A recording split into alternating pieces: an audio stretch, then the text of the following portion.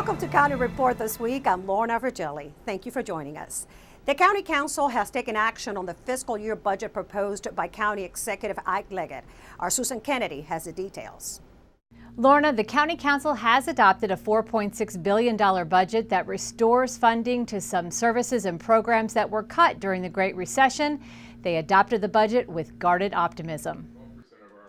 This is a budget that tried to balance that sense of we're beginning to emerge from the worst of a recession, but with the lingering effects of that recession. So we didn't want to go overboard. We wanted to make some restorations, but we didn't want to be reckless. We wanted to be lean but not insubstantial. We are not yet in a position of expanding or creating new programs, but we were able to look at the proposal that the executive sent us, and which was, I think, a very balanced approach. And then we were able to modify that some with some of our own priorities. The budget includes just over $27 million from the shift in teacher pension costs from the state to the county. I love that. However, in a budget year that was once again complicated by a sluggish economy, the council was able to protect core services and safety net programs. My top priority is the Montgomery Cares network of community clinics that serve people without health insurance. And in the current fiscal year, about 30,000 uninsured patients will get to see a doctor because of this program. And in the next fiscal year, we expect that number to increase by about 4,500. In the area of public safety, the council funded 58 new positions in the police department through increased staffing and the consolidation of 911 call takers. Well, I think adding police officers was a very important part of the budget. It will help us further reduce crime.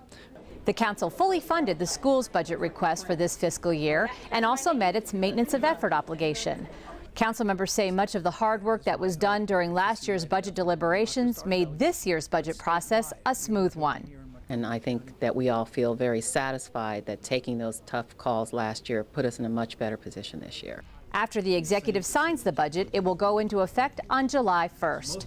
I'm Susan Kennedy for County Report This Week.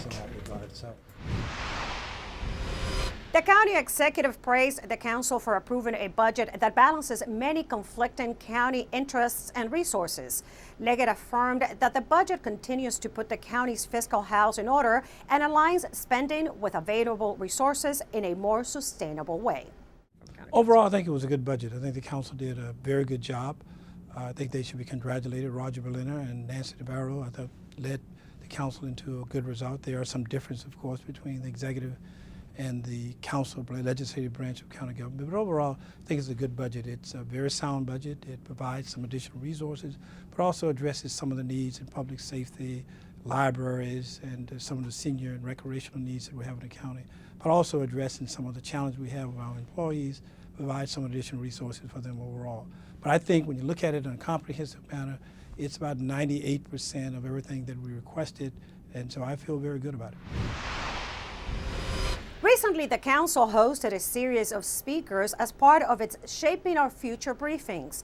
Those briefings were designed to assist county leaders in building a stronger economic foundation for our future. One suggestion that came out of one of the sessions was the creation of a Chief Innovation Officer, someone to help create new economic opportunities and embrace innovation. Funding for this position was approved as part of the 2013 fiscal year budget. Well, what I hope this person will do is what this person has done in San Francisco and in Philadelphia, which is engage our community and ask our community for their notions of how we can take full advantage of all the data the county has. So that there are many communities now that are using county data to create economic opportunities, mobile apps on your phone, so that now you will know something about your community or know how to take advantage of something that you didn't previously do. So this is really about innovation. This is about changing the way our county relates to its citizens and the way in which we do our own internal business. The county's transit task force drafted a set of recommendations to the executive to plan the roadmap for a new rapid transit system that promises to tackle some of the traffic congestion and also to be environmentally friendly.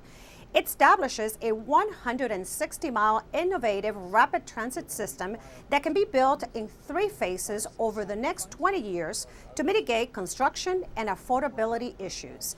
The proposed rapid transit system uses vehicles that will operate like light rail on rubber tires. Cost for the RTV system is estimated to be at $1.3 billion in today's dollars.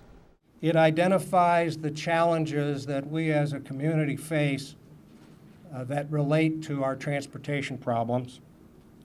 It makes a case for a comprehensive solution to those problems that increase people moving capacity, that reduce congestion, both short-term and long-term. We would like to remind ride-on passengers that there have been some scheduled adjustments for 7 ride-on bus routes. The changes affect only the weekday schedules for routes 48, 49, 57, 58, 61, 64, and 74. No changes to the route or stop locations will be made. Ride-on makes these types of adjustments to take into account traffic conditions, construction projects, and other factors that can affect the time it takes for a bus to complete its route. To check the timetables, go to rideonbus.com or call 311. It's official. Starting in late summer, Montgomery County's MC311 Customer Service Center will extend its hours of operation. MC311 will operate Monday through Friday from 7 a.m. to 7 p.m. Expanding the hours will handle an estimated 3,000 additional calls a month and accommodate residents who need to call in the evening when they get home from work. Of course, the self-service website, mc311.com, it's available 24 hours a day, 7 days a week. The call center currently handles about 40,000 calls per month. When we come back, we take you with Rockville's police chief to a local elementary school and tell you how some MCPS students helped with a pedestrian safety campaign. We'll be right back. History comes alive during Heritage Days weekend, June 23rd and 24th. Discover Montgomery County's historical treasures during this free countywide event. The 2-day festival offers visitors an opportunity to sample numerous sites representing the history, culture, and natural beauty of Montgomery County.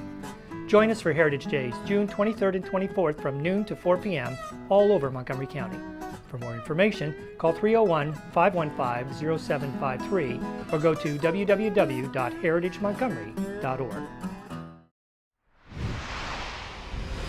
Welcome back to County Report this week. I'm Lorna Virgili. Rockville 11 covers the Rockville City Police as they read to Bell Elementary School kids as part of the school's Guest Read-Along program. Our Bridget Breuer has the story. Rockville City Police pride themselves on community policing, an engaged approach to keeping citizens safe.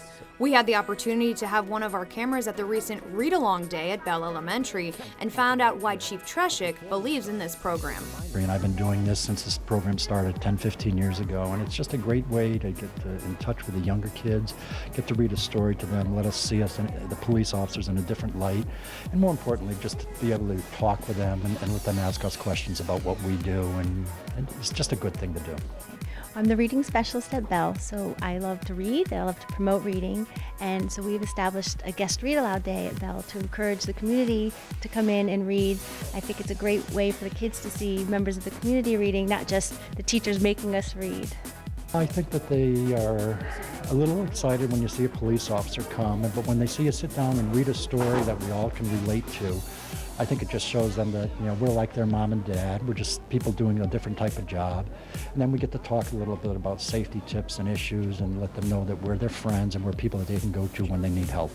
For more on the Rockville City Police, go online to rockvillemd.gov/police. Some MCPS students have collaborated in a pedestrian safety campaign. Here's Tom Pogue from the county's Department of Transportation with that update. Tom?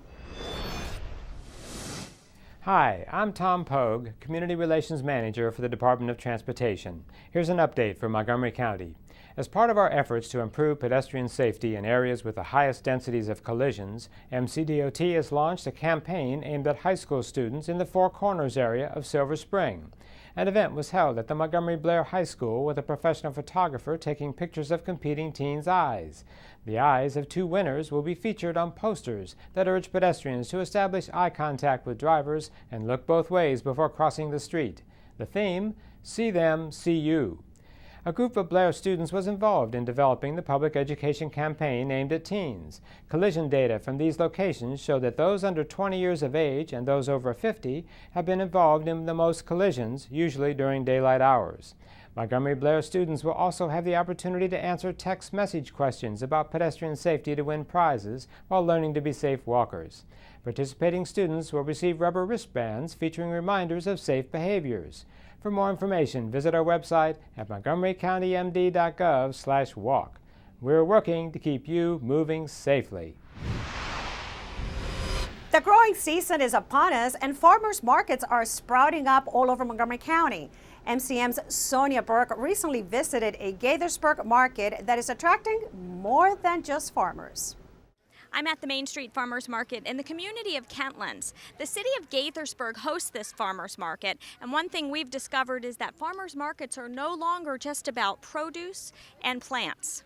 A variety of items. We have home and beauty products, we have yard art, hair accessories, clothes, you name it, we have it. Fresh flowers and fruit and vegetables are still the staples of any successful farmer's market, but in downtown Kentlands you'll find a lot more than that. Just in time for the summer barbecuing season, a meat vendor has even set up shop. We have a mixture of beef and pork. Everything is pasture raised. We are preparing to bring in some goat and lamb later on in the year, but everything is locally prepared. The market also features baked good vendors. If you have a sweet tooth, we found a company selling chocolate truffles, bonbons, and more.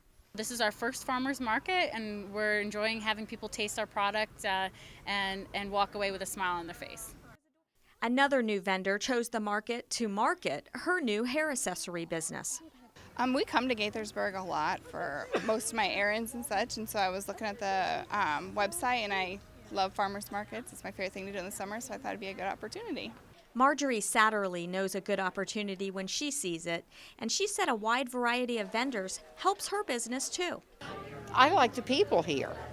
It's a nice, friendly bunch, not only the farmers and the other vendors that are with us, but the clientele that comes in. For the 3rd year in a row, business is blooming for M&M Plants. We sell bedding plants, perennials, herbs, hanging baskets, and cut flowers. We have a lot of returning customers. They know where to find us. I mean, we're in the same place every year. The Main Street Farmers Market is open every Saturday from 10 to 2 from now until November. In Gaithersburg, I'm Sonia Burke reporting. When we come back, it's graduation celebration for Montgomery College. And we'll tell you which baseball team had an award-winning season. We'll be right back.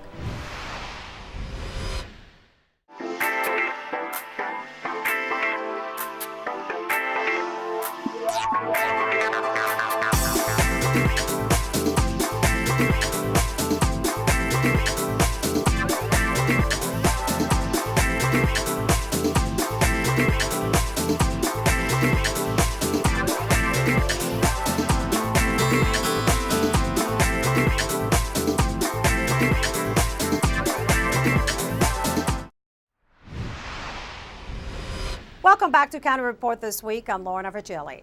More than 800 graduates walked the stage on May 18th as Montgomery College celebrated its annual commencement ceremony. Here's the story.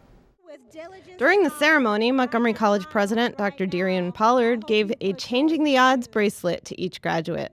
The bracelet is her reminder to them. Today, you will become a part of a mighty group of committed citizens who can change the world.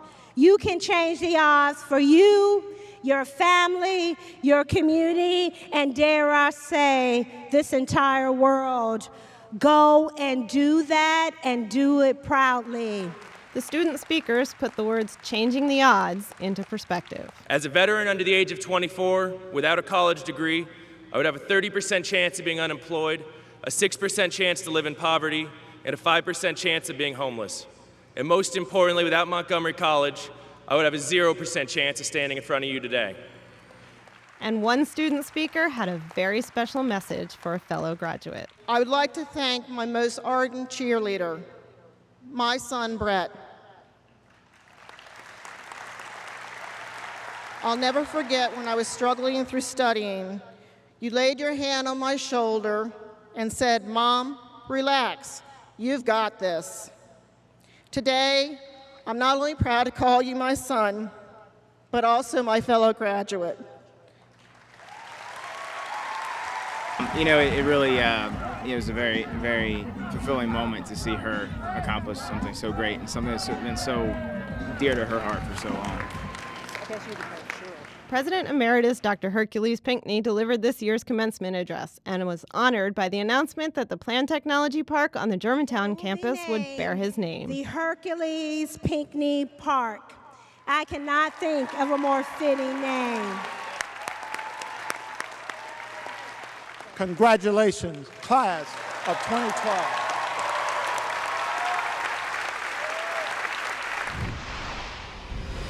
There's nothing like a good old-fashioned book. Well, that was apparent at the annual Gaithersburg Book Festival. Whether you like to read, listen to, or browse books, kids and adults alike had a great time. MCPS has the story. Thousands of families packed the Gaithersburg City Hall grounds on Saturday, May 19th for a fun-filled day at the 3rd annual Gaithersburg Book Festival. MCPS students and staff played a big part in making the event a success.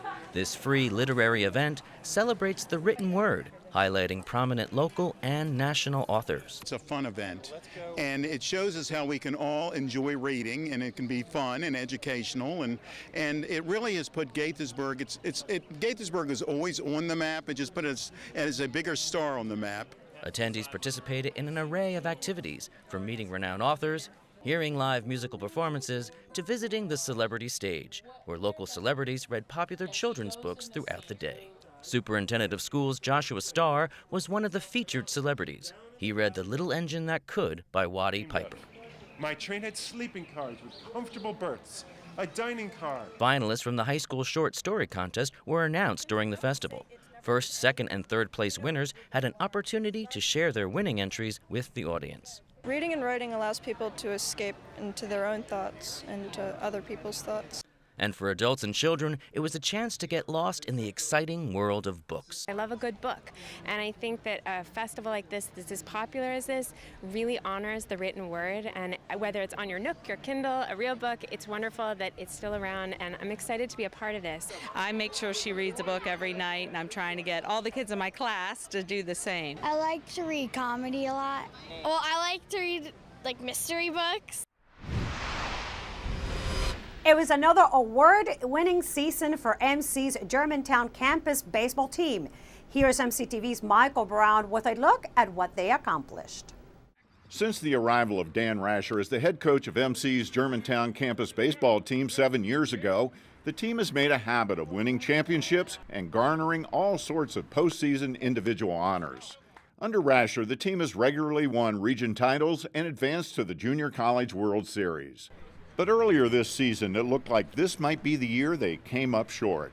Playing a brutally tough early season schedule, the team struggled during their March trip to Florida, and with just a month to go in the season, the team's record was below 500.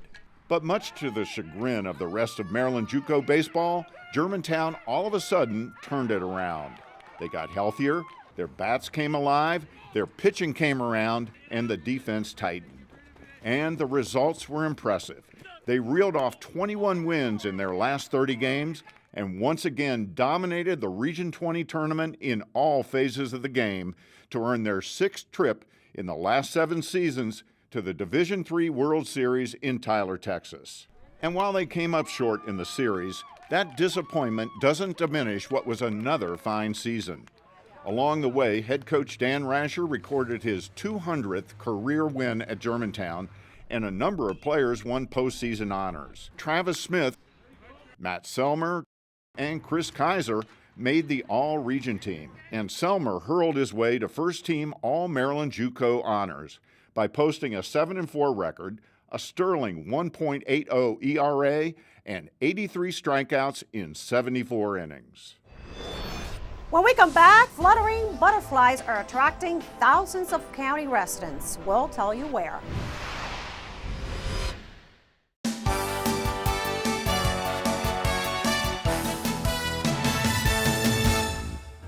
MC celebrated the class of 2012 at its commencement ceremony on May 18th. You can watch the college's largest ever graduating class receive their honors on Montgomery College television and MC's YouTube channel. The festivities honored graduates from all three campuses and from workforce development and continuing education programs. Two MC security officers were recently honored with the Heart Saver Hero Award for saving the life of a student on the Rockville campus. Officers Rodriguez and Wilson performed life-saving CPR on a student who had stopped breathing in her classroom. MC's Students and Free Enterprise team won its 6th regional championship. The competitors showcased their projects, which are intended to improve the quality of life for people in their communities. MC's team now heads to Kansas City to compete for the national title. Welcome back to County Report this week. I'm Lorna Virgili. The Kentlands Lakelands Dog Show attracted a field of 55 dogs for some tail-wagging fun. I'm Sonia Burke at the Kentlands Lakelands Dog Show with my new best friend, Cody. Cody's often described as a bear when he's out on walks in the community. Most of the other dogs we met here today were a bit smaller. In fact, the small dog category was the biggest event of the dog show, with a field of 28 dogs, weighing 25 pounds or less, parading around the grassy ring for the judges. And that's our largest category. I guess this neighborhood has a plethora of tiny little dogs. Just as they ranged in size, the dogs varied in breed, from mutts to purebreds. Still, we wondered if there were any similarities between the Kentlands Show and the Westminster Dog Show. There's no comparison at all.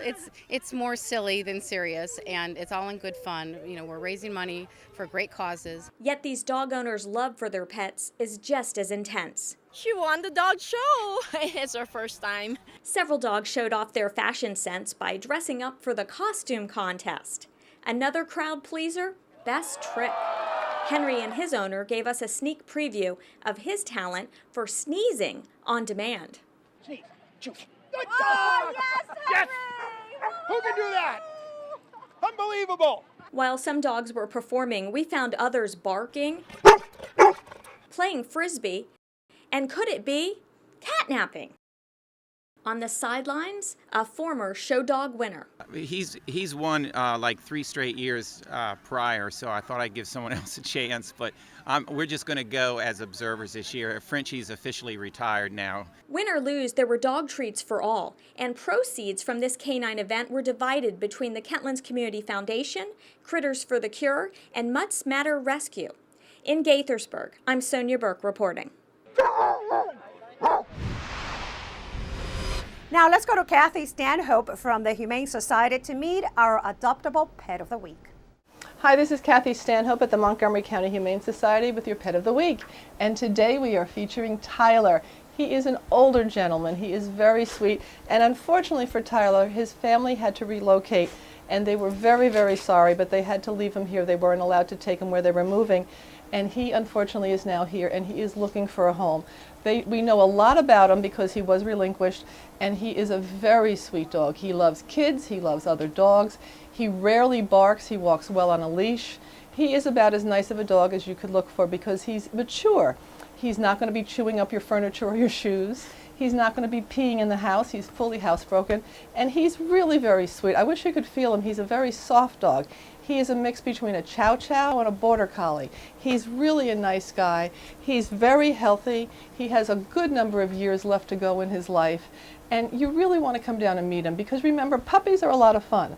But they do chew up your shoes and your furniture, and they do pee in the house. And sometimes it's very hard to housebreak certain dogs. And this dog already has learned good habits instead of bad habits. So you'll have a very easy transition in adopting him into your house. Like I said, he loves kids and other dogs. I'm not too sure about how he is with cats, but knowing him, he's very calm. I have a feeling that he'd have no problem with cats whatsoever. And he's a leaner. He likes to lean in. He likes to cuddle. This is a very special dog, but he does need someone who's willing to take an older dog. The mature animals are the hardest for us to place. So if you have room in your heart for an older guy definitely come on down and meet Tyler. Visit him on the web at mcumaine.org or give us a call at 240-773-5967 because you definitely want to meet Tyler and take him home with you. It's a time of the year again at Brookside Gardens. Wings of Fancy, the butterfly exhibit, is in full swing. Let's go to Brookside. Welcome. Here we are at the Wings of Fancy butterfly exhibit at Brookside Gardens Conservatory. Inside this greenhouse, we have butterflies from all over the world flying around freely among plants that provide them with nectar. You can see the entire life cycle of the butterfly when you come here, from eggs to caterpillars to the pupa to the flying adults. We also want you to just enjoy the motion and the color and the just kind of the fantasy land that this greenhouse becomes when it just becomes Butterfly World. So it's really a special event that runs for a limited time from May through mid-September, and it's open every day. A visit to the exhibit is a great thing to do even if you're just a mom and a child, or you've got friends visiting from out of town. But the butterfly exhibit has become a really popular destination for group visits of all kinds. And we do ask that if you are thinking of bringing a group of 15 or more to the butterfly exhibit, that you please call ahead and make a reservation so that we know that you're coming. During May and September, in the mornings from 10 to 1, we have a large number of school groups that make reservations and come and get tours of the exhibit. So make sure that you get a chance to come down and visit, bring your friends and family. It's really an interesting, exciting exhibit, not just for children, but for adults and groups of all ages and kinds. Summer is here, and the county's Department of Recreation officially opened the outdoor pools on May 26. Maintaining public safety is a priority at all of the county's pools. It is important to remember that if capacity is reached during peak times, it may be necessary to halt admission to pools. Swimmers are admitted as soon as space becomes available. Here is the list of those pools and their locations. Happy summer, everyone. With that, we close this edition of County Report This Week. Remember to friend us on Facebook and join us at this time every week for a look at what's going on inside Montgomery County. I'm Lorna Virgili. Thank you for watching.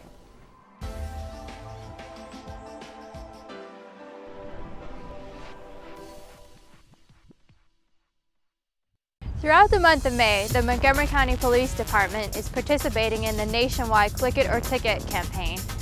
The Click It or Ticket campaign focuses on the enforcement of the seatbelt laws in the state of Maryland. The reason I'm flagging you over, you're not wearing your seatbelt. Also during the Click It and Ticket campaign this year, the Montgomery County Police are introducing a nighttime campaign. This has become a primary focus of the Click It and Ticket campaign because although Maryland's compliance rate during the daytime has reached 95%, studies have shown that nighttime seatbelt usage dropped drastically. This is unfortunate because during the nighttime is when drivers are more likely to be involved in collisions that cause serious injury or death. It doesn't carry any points, but it's $25. I do need your signature at the very bottom. There's 2 copies of the citation. There's information on the back of each copy. So Montgomery County Police would like to remind all citizens the importance of wearing their seatbelt and that they will be enforcing seatbelt laws 24 hours a day during this campaign.